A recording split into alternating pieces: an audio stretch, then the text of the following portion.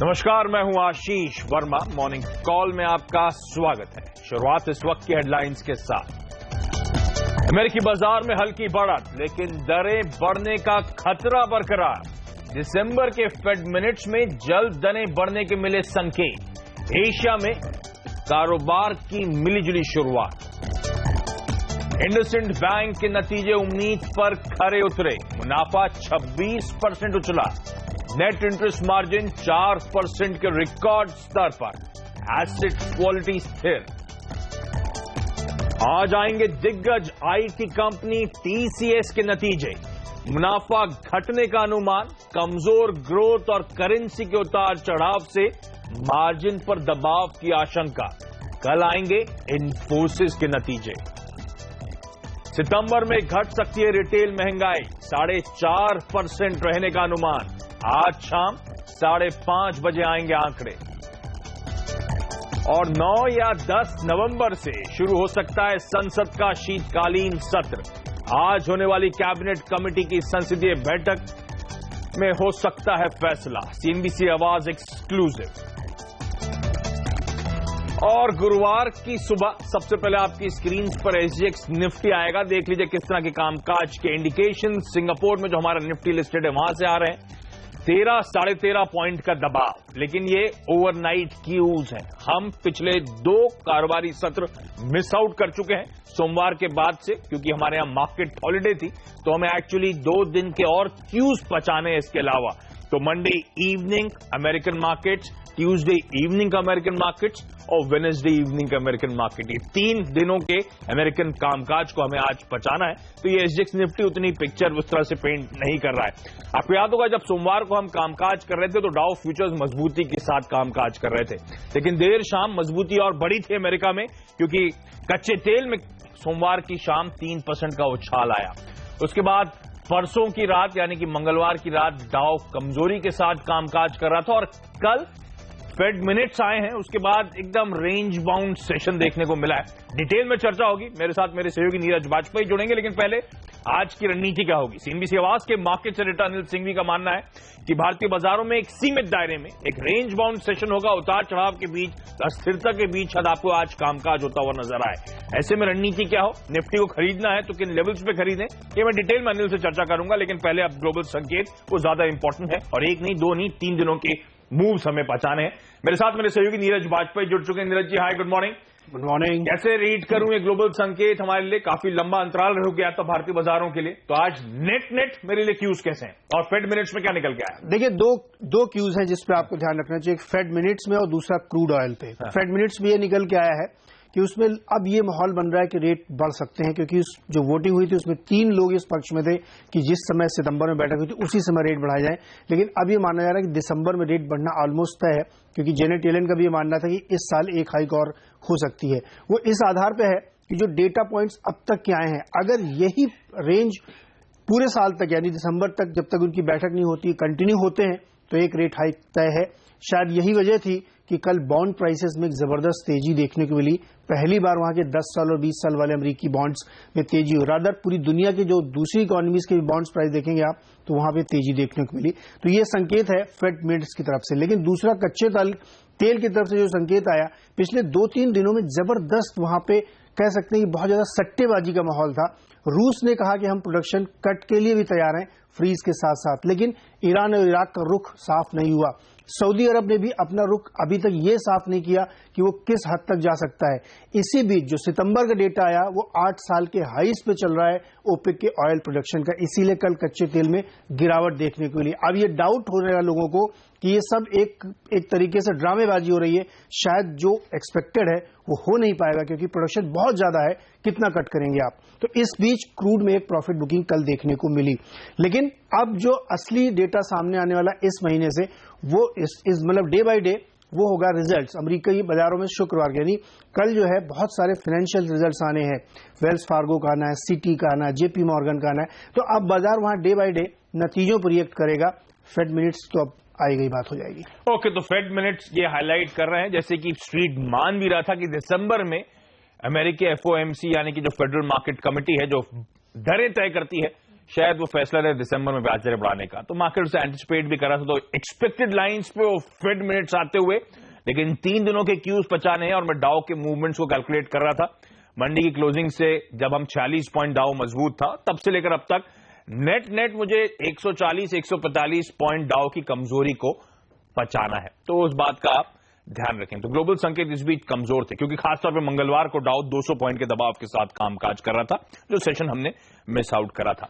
लेकिन आज के लिए कैसे क्यूज हैं, आपको याद होगा सोमवार जो लास्ट ट्रेडिंग सेशन था, भारतीय बाजारों में अच्छी शुरुआत जरूर हुई थी, पर ऊपरी स्तरों पर टिकने में दिक्कतें हुई। क्यों? क्योंकि 2 दिनों की छुट्टी हमारे सामने खड़ी थी, तो पार्टिसिपेशन ठंडा था और ऊपरी स्तरों से लॉजिकल भी था, मुनाफा वसूली का थोड़ा सा दबाव आता हुआ नजर आया। फाइनली सेंसेक्स निफ्टी हल्के हरे निशान में जाके क्लोज हुए। दिन के हाई से मैंने कैलकुलेट करा था तो 35 से 40 पॉइंट का दबाव, और ऑलमोस्ट दिन के लोज पे जाके वो सेशन की क्लोजिंग हुई। ब्रॉडर मार्केट्स यानी कि मिड कैप्स और स्मॉल कैप्स का जो यूनिवर्स है, उसमें भी ऊपरी स्तरों से दबाव देखने को मिला, वो भी हल्के हरे निशान के साथ क्लोज हुए और मार्केट ब्रेथ भी इसीलिए बेहद इवन थी। 3:2 का रेशियो था, करीबन 60% जितने शेयर्स ट्रेड हो रहे थे वो हरे निशान में ही ट्रेड कर रहे थे। लेकिन एफआईआईज ने मंडे को 550 करोड़ रुपए के आसपास की कैश मार्केट में बिकवाली करी है। डीआईएस की तरफ से इक्वली स्ट्रांग है, 450-460 करोड़ रुपए के आसपास की बाइंग का नंबर आता हुआ। लेकिन एफआईआई सेलिंग एक चिंता की बात है, उसको पर्सपेक्टिव डालने के लिए अब सीएनबी आवाज के मार्केट से डेटा अनिल सिंह भी जुड़ चुके हैं।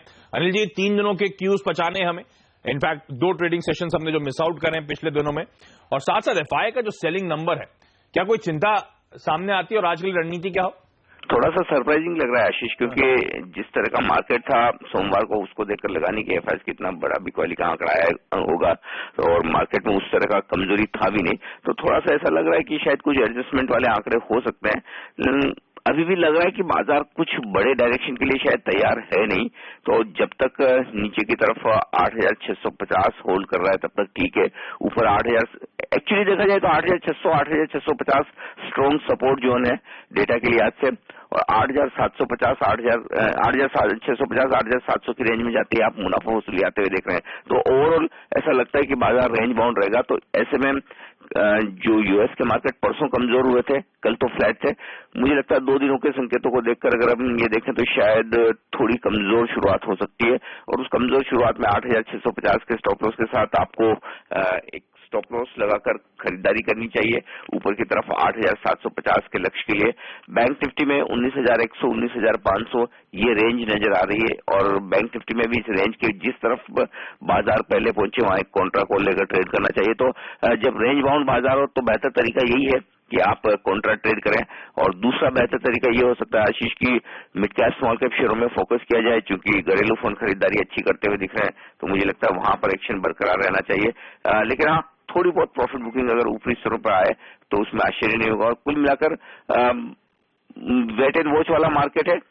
टीसीएस और इन्फोसिस के नतीजे के बाद शायद डायरेक्शन ज्यादा साफ होता नजर आए। हाँ, और ये नंबर्स टीसीएस के दिन भर परेशान करने वाले हैं, अटकलें लगती रहेंगी, क्योंकि ये नंबर्स बाजार बंद होने के बाद शाम को आएंगे। तो कल इस पर रिएक्शन और कल ही इन्फोसिस के नंबर्स, तो रिजल्ट्स के लिहाज से, आईटी रिएक्शन के लिहाज से कल का दिन बहुत इंपॉर्टेंट होगा। आज शायद उसके अवेट करते करते हम थोड़ा नर्वसनेस के साथ कामकाज करें, क्योंकि एक्सपेक्टेड है कि इस बार आईटी के नंबर्स थोड़े से कमजोर होने वाले हैं। जहां तक आज की रणनीति, सीमित दायरे में उतार चढ़ाव के बीच कामकाज होगा, शायद हल्के प्रेशर के साथ भारतीय बाजारों की शुरुआत। तो अनिल का कहना है ऐसे दिनों में रेंज बाउंड सेशन में कॉन्ट्रा कॉल लेना एक बेहतर रणनीति होती है। तो दबाव के साथ अगर शुरुआत हो तो 8750 के टारगेट्स के लिए यहां पे अप्रोच किया जा सकता है, बाय किया जा सकता है। बाजार पे एक और एक्सपर्ट अब एंजल ब्रोकिंग के समीत चौहान मेरे साथ जुड़ रहे हैं। समीत, हाय, गुड मॉर्निंग। आपकी चार्ट की रीडिंग क्या कहती है? आपसे मेरे को याद है लगातार जब भी बातचीत हुई है आप मान के चल रहे हैं थोड़ी सी डाउनसाइड रिस्क बाजार की खुल रही है, क्या वो स्टैंड कंटिन्यू होगा sir? Good morning Ashish ji. हाँ, हमारा लास्ट 2-3 वीक से जो मानना है कि हर एक बाउंस पे हम देख रहे हैं कि सेलिंग प्रेशर आ रहा है मार्केट में, और 8820 एक मेजर हर्डल बन गया है विद नियर टर्म पर्सपेक्टिव। तो जब तक ये लेवल ब्रेक नहीं होता, हमारी जो रणनीति है कि हर एक बाउंस में सेलिंग करनी चाहिए, वो हम मेंटेन रखेंगे। हाँ, हालांकि ऐसा है कि हम लोग वन वे सेलिंग नहीं देख रहे मार्केट में, तो हम नीचे के लेवल पे हम सेलिंग नहीं करना चाहेंगे, हर एक बाउंस के लिए वेट करेंगे। और 8750 8760 एक अच्छा कंफर्टेबल जोन है जहाँ पे आपका रिस्क रिवॉर्ड रेशियो भी अच्छा बनता है, तो वहाँ पे 8800 8820 ये एक स्टॉप लॉस होगा। और अगर यहाँ से बाउंस आता है, प्रॉब्ली आज हमें गैप डाउन ओपनिंग देख सकती है कंसिडरिंग मंडेज क्लोजिंग, बट हम वेट करेंगे, चेज नहीं करेंगे प्राइसेस। अगर वो जोन में आता है निफ्टी तो वहाँ पे शॉर्ट सेलिंग की पोजीशन होगी। अदरवाइज जो हमने स्टांस मेंटेन किया उसको हम कंटिन्यू करेंगे और स्टॉक स्पेसिफिक मूवमेंट पे ज्यादा हम फोकस करेंगे। तो अराउंड 8750 सेलिंग की अपॉर्चुनिटी हम देखेंगे विद स्टॉप लॉस ऑफ 8800 और टारगेट 8650 8620 होगा। तो कोई कंफ्यूजन नहीं, दोनों एक्सपर्ट्स का मानना है वो रेंज है, रेंज को बस स्मार्टली प्ले अप करना। अनिल का मानना है दबाव आता है तो बाय करके चलें 8750 के टारगेट्स के लिए। समीत मानते हैं किसी भी उछाल पे अगर 8750 के लेवल्स के आसपास आता है तो एक बिकवाली करने का मौका होगा। तो आपको रेंज को क्लोजली वॉच आउट करना है, मार्केट किस तरफ मूव करता है, फिर अपना कॉल लें, फिर अपनी ट्रेडिंग पोजीशंस को इनिशिएट करें। अच्छा समीत, आज के लिए स्टॉक स्पेसिफिक आइडियाज हो तो वो भी प्लीज शेयर करें। जी हाँ, हमने देखा है कि मिड कैप्स का आउट परफॉर्मेंस भी कंटिन्यू रहा है। तो यहाँ पे हमने एक सेल और एक बाय भी पिक किया हुआ है। सेलिंग साइड पे रिलायंस कैपिटल होगा जो हमने लगभग निफ्टी के जैसे इसमें स्ट्रैटेजी रखी थी। जो भी बाउंस आता है वहां पे हम सेलिंग प्रेशर देख रहे हैं ये स्टॉक में, और एक 590 595 का एक मेजर हर्डल बन गया है। तो अभी इसके आसपास ही ये ट्रेड कर रहा है और जैसे इसके डेली चार्ट है थोड़ा वीकनेस की पॉसिबिलिटी लग रही है। तो इसमें एक शॉर्ट सेलिंग की सलाह होगी with stop loss of 587, target 557 होगा। दूसरा होगा वो कैश सेगमेंट से स्टॉक होगा कैपिटल फर्स्ट, जिसमें हम पॉजिटिव स्टांस हमारा मेंटेन कर रहे हैं। तो उसमें फ्रॉम करंट लेवल भी हमें अच्छा खासा अपसाइड दिख रहा है। तो उसमें बाइंग की सलाह होगी with stop loss of 738, target 800 होगा। ओके, तो निफ्टी में उछाल पे बिकवाली करने के मौके ढूंढें, साथ साथ रिलायंस कैपिटल को बेच के चला जा सकता है लेकिन कैपिटल फर्स्ट को खरीदने की सलाह। वो लेवल्स आपकी स्क्रीन पर। समीत आपका बहुत बहुत धन्यवाद। और अब सीधे पूजा के पास। पूजा ने रोज की तरह कुछ और एक्सपर्ट से बातचीत करके कुछ और ट्रेडिंग आइडियाज वो भी शेयर करेंगी। पूजा हाय, गुड मॉर्निंग, बताएं। Good morning. आज मिला जुला रुझान देखने को मिल रहा है। शुरुआत बिकवाली के कॉल से करते हैं। नीरव वखारिया ने श्रीराम ट्रांसपोर्ट फाइनेंस में बिकवाली की राय दी है और इनका मानना है कि अगले 2 से 3 दिनों में 1152 के लेवल्स इस स्टॉक में देखने को मिल सकते हैं। दूसरे कॉल में भी बिकवाली की राय आ रही है मनीष शर्मा की तरफ से। इन्होंने आईजीएल में सेल कॉल दी है 850 के टारगेट के लिए और 880 का स्टॉप लॉस आकर चलने की राय होगी। और आखिरी कॉल में खरीदारी की राय आ रही है। मानव चोपड़ा ने हीरो मोटोकॉर्प में बाय कॉल दी है। 3600 के लेवल्स इस स्टॉक में देखने की उम्मीद है और 3440 का स्टॉप लॉस लगाकर चलने की राय होगी। ओके, तो ये वो तमाम स्टॉक आइडियाज हैं। 3 बिकवाली करने की सलाह, रिलायंस कैपिटल, श्रीराम ट्रांसपोर्ट और आईजीएल को बेच के चलें। कैपिटल फर्स्ट और हीरो मोटोकॉर्प, ये दोनों स्टॉक्स आज खरीदारी करने की रणनीति बनाएं। ये लेवल्स टारगेट लगातार आपकी स्क्रीन पे नीचे जो बैंड है उसमें आते रहेंगे। लेकिन चलिए, आज कौन से टॉप 5 शेयर्स रहेंगे फोकस में खबरों की वजह से, यानी कि आज के टॉप स्टॉक्स इन न्यूज कौन से होंगे। आज मेरे साथ नीरज वाजपेयी हैं जो तमाम स्टॉक्स इन न्यूज शेयर करने वाले हैं। नीरज जी बताएं। देखिए, सबसे पहला स्टॉक आरती ड्रग्स होगा। कुछ दिन पहले भी ये खबरों में था कि एंटी डंपिंग ड्यूटी लगने वाली है कुछ सारे केमिकल्स में जो यूज होते हैं, लेकिन इनके लिए बड़ी खबर है कि बाईबैक करने जा रही कंपनी। 17 अक्टूबर को बोर्ड की बैठक है, इस वजह से स्टॉक आज फोकस में रह सकता है, तेजी देखने को मिल सकती है। सुनील हाईटेक गियर्स, यहां पे एक अच्छी खबर ये आई है कि 1:1 का बोनस इन्होंने मंजूर कर दिया बोर्ड ने। साथ ही ये वारंट जारी करने वाले हैं 1 करोड़ प्रमोटर और नॉन प्रमोटर्स को, तो इसके चलते भी ये स्टॉक पॉजिटिव साइड में अच्छे रिटर्न्स दे सकता है। ग्रासिम में नजर रखिए क्योंकि यहां पे खबर ये आई है कि इन्होंने अपने स्टॉक को स्प्लिट करने की मंजूरी दी है। साथ ही इसमें जो एफआईआई की लिमिट है वो 24 से बढ़ाकर 30% कर दी गई है, तो ये भी इनके लिए एक अच्छी खबर है। स्टॉक में तेजी देखने को मिल सकती है। आईएलएफएस इंजीनियरिंग पर नजर रखिए। इस स्टॉक को करीब करीब 162 करोड़ रुपए का ऑर्डर मिला है गेल की तरफ से। आपको याद होगा कुछ दिन पहले ही कैबिनेट ने एक मंजूरी दी थी जगदीशपुर से हल्दिया तक एक पाइपलाइन डालने की, उसी पाइपलाइन का एक ऑर्डर इनको 162 करोड़ का मिला है। केसी इंटरनेशनल में तकरीबन 1200 करोड़ के ऑर्डर्स इनको मिले हैं और ये ऑर्डर ज्यादातर अफ्रीकी देशों से है ट्रांसमिशन लाइंस के, तो ये स्टॉक भी आज फोकस में रहेगा। ओके, तो ये तमाम वो स्टॉक्स हैं जो खबरों की वजह से आज एक्टिव रह सकते हैं, हरकत में रह सकते हैं। मेरे ख्याल से नीरज ने जितने स्टॉक्स हाईलाइट करें सबके लिए अच्छी खबरें। जी हाँ, वो आपकी स्क्रीन पे थम्स अप, तो एक्सपेक्ट कर सकते हैं स्टॉक अच्छे रुझान के साथ पॉजिटिव साइड में आज कामकाज कर सकते हैं। लेकिन चलिए, यहां पे एक छोटा सा ब्रेक। आज सबसे इंपॉर्टेंट होंगे, सबकी नजरें होंगी टीसीएस के जो नंबर्स आने वाले हैं, कैसे रह सकते हैं नंबर्स, सीएनबीसी आवाज का अनुमान क्या कहता है ये आपको बताऊंगा। और साथ साथ कमोडिटी और करेंसी मार्केट्स में आज की टॉप स्ट्रैटेजीज क्या हो, इस पर भी बातचीत।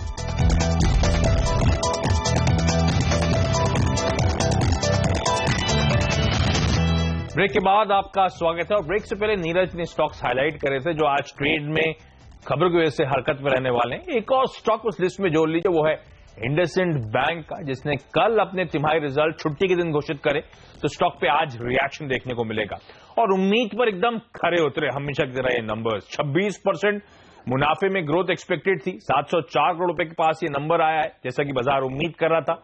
नेट इंटरेस्ट इनकम में 33% का उछाल देखने को मिला।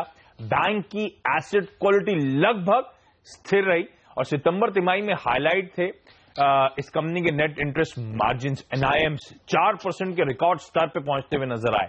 ग्रॉस एनपीएस 0.91% के मुकाबले 0.90% रहे, तो बिल्कुल इसलिए मैंने कहा एसेट क्वालिटी स्टेबल थी। तो एकदम उम्मीद पर खरे उतरते हुए स्ट्रॉन्ग स्टेडी नंबर्स इस कंपनी, इस बैंक की तरफ से। लेकिन दूसरी इंपॉर्टेंट कंपनी जो आज ट्रेड में फोकस में रहेगी, हालांकि इस कंपनी के रिजल्ट बाजार बंद होने के बाद आने चाहिए, वो है आईटी दिग्गज टीसीएस के।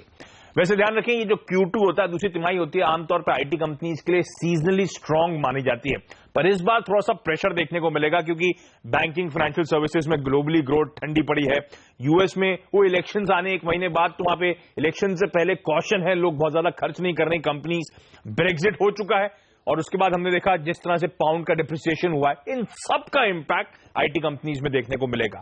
टीसीएस के साथ तो आपको याद होगा इस क्वार्टर के बीच में स्टेटमेंट्स आए थे, प्रेस रिलीज आई थी, बीएसई में अनाउंसमेंट आया था कि काफी ज्यादा कॉशन देखने को मिल रहा है, खास तौर पे अमेरिका में बीएफएसआई क्लाइंट्स में मोमेंटम लूज आउट हो रहा है, तो पहले ही वार्निंग सिग्नल से कंपनी दे चुकी है। तो एक्सपेक्ट करें ठंडा क्वार्टर होगा, हम एक्सपेक्ट कर रहे हैं डॉलर आई में 1.8% का उछाल होगा।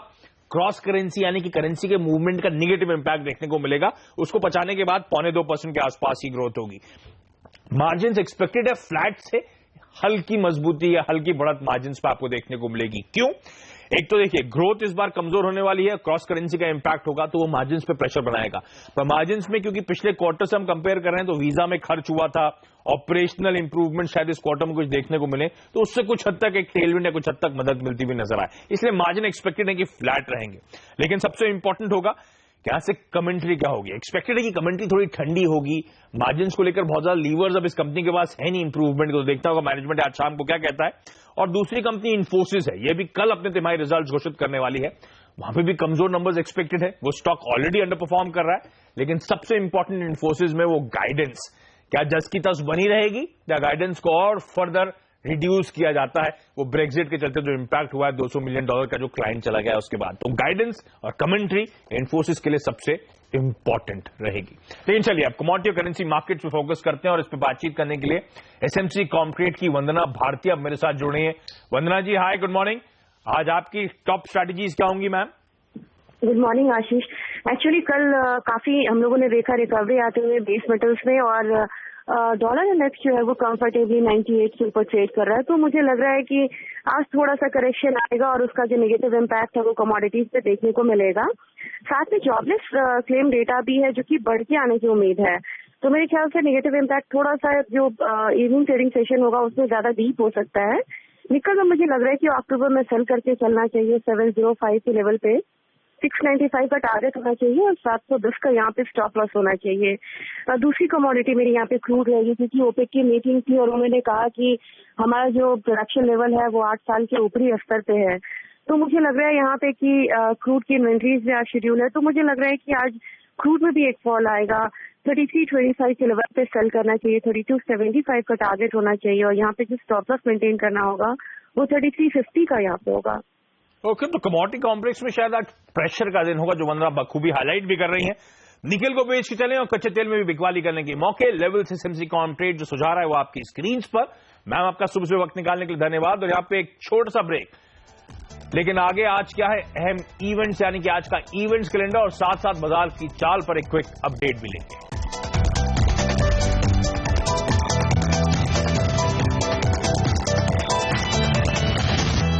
ब्रेक के बाद आपका स्वागत है और आज के इवेंट्स कैलेंडर पे नजर डाल लीजिए। इनमें से कई सारी चीजें मैं पहले ही हाईलाइट कर चुका हूं, लेकिन एक रिविजिट करने की बात।